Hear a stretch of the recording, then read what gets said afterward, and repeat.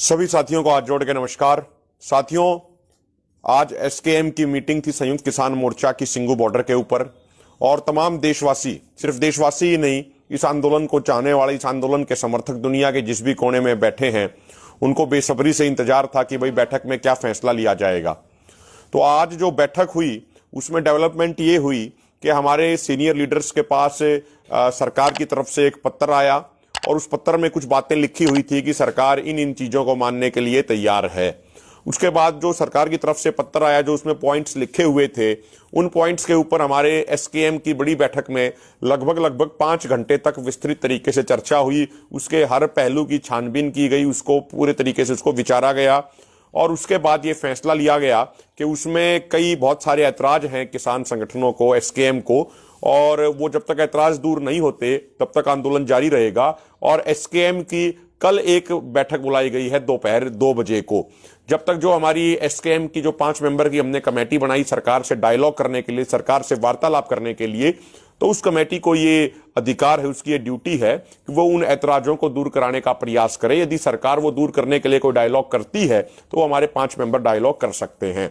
जो मेन बात थी वो ये थी कि जो सरकार कह रही है कि एमएसपी पे कमेटी बनाई जाएगी, उसमें सरकार ने ये लिखा था कि किसान संगठन यानी एसकेएम के भी प्रतिनिधि शामिल होंगे। इसका मतलब यह था कि अन्य किसान संगठनों के प्रतिनिधियों को भी वो शामिल करेंगे।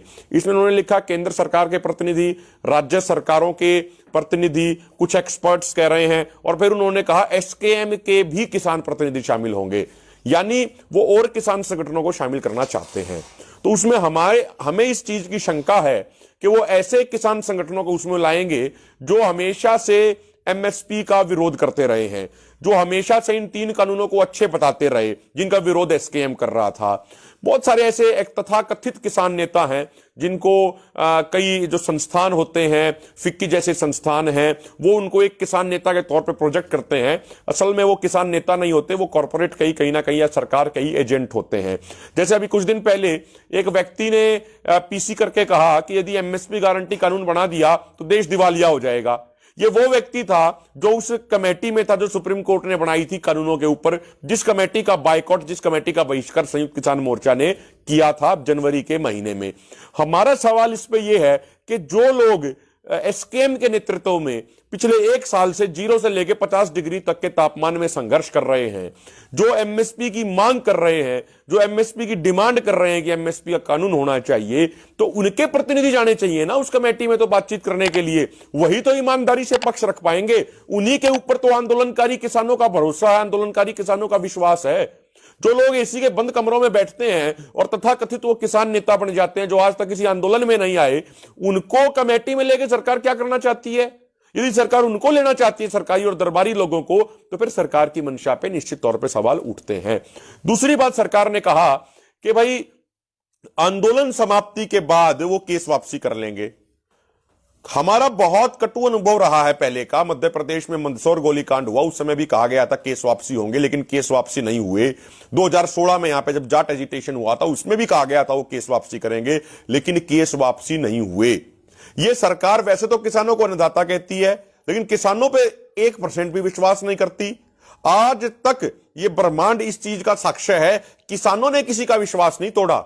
हां, ये जरूर है, बहुत सारी ताकतों ने किसानों का विश्वास तोड़ा, लेकिन किसानों ने कभी किसी और का विश्वास नहीं तोड़ा। तो सरकार को विश्वास करना चाहिए, इस अविश्वास की खाई को और ज्यादा गहरा नहीं करना चाहिए। भाई सरकार एक तरीके से घोषणा करे कि भाई सभी केसों की वापसी होगी, जिस भी स्टेट में केसेस हुए आंदोलन के दौरान, या दिल्ली में हुए या जहां भी हुए, उनकी केसों की वापसी होगी। ये कंडीशन क्यों लगाई जा रही है कि आंदोलन समाप्ति के बाद केस वापसी करेंगे? तो इस पे भी लोगों का ऐतराज था। तीसरी बात, उसमें लिखा हुआ था कि सैद्धांतिक तौर पे मुआवजे को सहमति है। हमारा ये सबका कहना था कि वो बात क्लियर होनी चाहिए कि भाई कितना वो मुआवजा देंगे, क्या नौकरी देंगे, किस तरीके से करेंगे, क्योंकि सैद्धांतिक तौर पे सहमति का तो वो ये मतलब ही निकाल सकते हैं, कल को 1000 रुपए का चेक पकड़ा देंगे और कहेंगे जी हमें तो सैद्धांतिक तौर पे हमारी तो सहमति थी जी, हमारी तो इतने की सहमति थी। इसलिए बातें क्लियर होनी चाहिए, पारदर्शी तरीके से होनी चाहिए। सरकार क्या मुआवजा देना चाह रही है, किस तरीके से नौकरी देना चाह रही है, ये बातें स्पष्ट होनी चाहिए। ये लोगों का ऐतराज था। तो अब इन सभी ऐतराजों को जो हमारी एसकेएम की 5 मेंबर कमेटी बनाई गई है उसने नोट डाउन किया है, और यदि गवर्नमेंट उनसे डायलॉग आगे करती है तो उन ऐतराजों के ऊपर गवर्नमेंट से डायलॉग होगा, उन ऐतराजों को खत्म किया जाए, उन इश्यूज को रिजॉल्व किया जाए।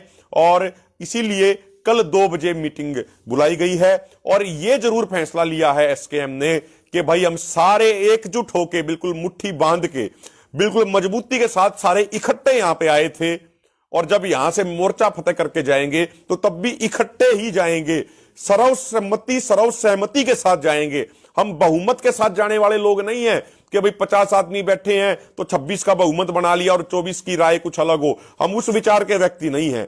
आज तक एसकेएम जो गया है, एसकेएम ने हमेशा सर्वसम्मति से निर्णय लिए, सर्वसहमति से लिए हैं। ये हमारी परंपरा है, हमारा लोकतांत्रिक संगठन है एसकेएम। तो हम सर्वसहमति बना के, सर्वसम्मति बना के ही, जिस तरीके से इकट्ठे होकर यहां पे आए थे उसी तरीके से इकट्ठे होकर, एकजुट होकर यहां से जाएंगे, मोर्चा फतेह करके जाएंगे। किसी भी एक भी साथी को पीछे नहीं छोड़ा जाएगा। सब हमारे साथी हैं, सबको साथ लेके ही मोर्चा फतेह करके यहां से जाएंगे।